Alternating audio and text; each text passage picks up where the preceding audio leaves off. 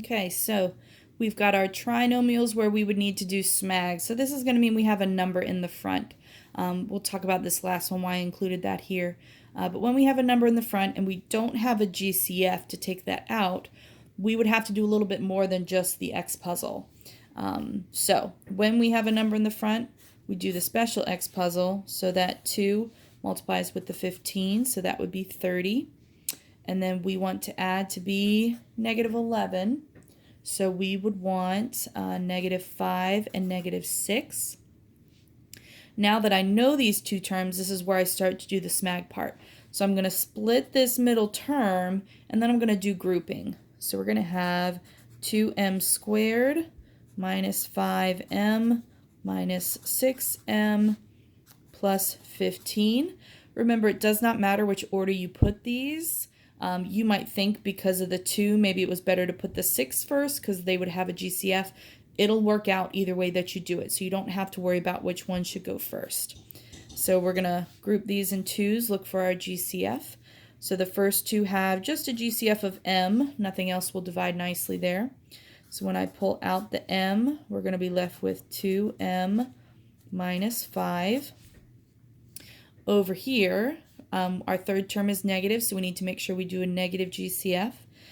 These are just going to divide by 3, so I'm going to divide everything by negative 3, and that's going to leave me with, let's see, 2m minus 5 again.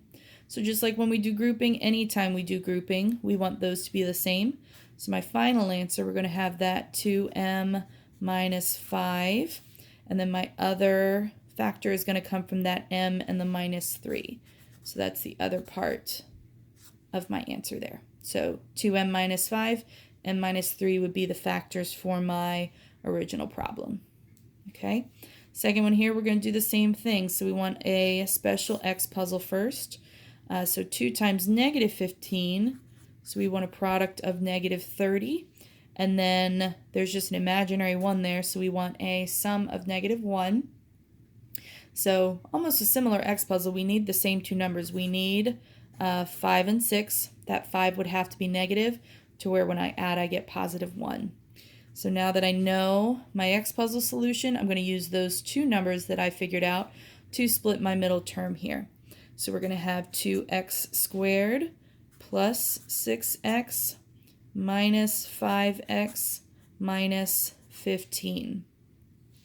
I'm going to do my grouping. So I'm going to group first 2, second 2.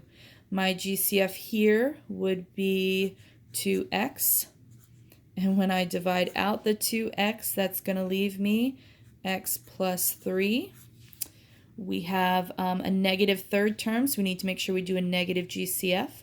And that GCF for these 2 would be 5. So that's going to leave me, again, a positive x and a positive 3. So these 2 are the same, which is good. So we're going to have x plus 3 as our first factor. The other factor would be 2x minus 5. So this again comes from what we have left outside of those factors. Okay, I included this last one. This was one of the types we talked about the other day where we can do SMAG to it. So I've added in this y and y squared, but it follows a similar pattern to what we've been doing with our X puzzles. So we want 2 numbers that multiply to be 8 and add to be 6. So we would want 4 and 2. So we're going to split that middle term. So we have our x squared. We're going to split this into positive 4xy and positive 2xy. And then we've got the plus 8y squared still left. I'm going to group into 2's. So these first 2 have a GCF of just x. These second 2 have a GCF of 2y. So when I pull out the x here, that's going to leave me x plus 4y. When I pull out the 2y here, that's going to leave me x plus 4y again. So the good thing is I got the same thing for both. So that's one of my factors. Okay. The other one, we have x and 2y left. So x plus 2y. And that would be my final answer. Okay. If you made it through all of these videos, I hope they helped you. You have to ignore my low production here. I'm sitting here at the coffee table in my living room. Happy studying. Enjoy your snow day.